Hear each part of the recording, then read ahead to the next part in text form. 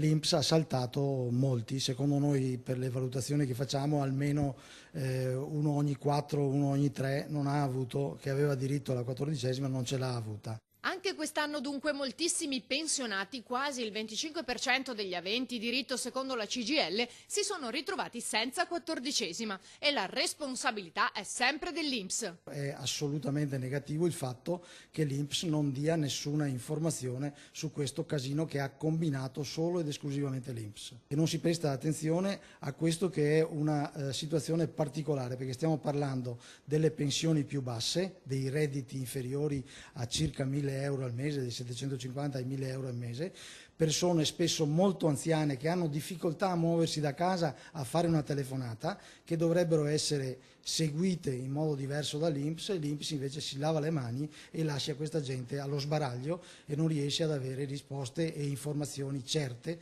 Chi ne ha diritto dunque come deve comportarsi?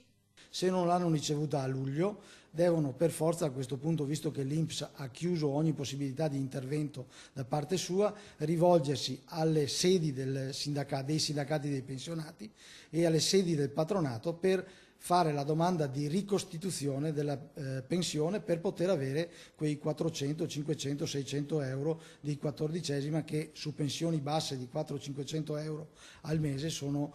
tutta oro che cola. Diverso invece per chi ha iniziato a percepire la pensione nel 2018. Avrà la sua quota di 14ª se ne ha diritto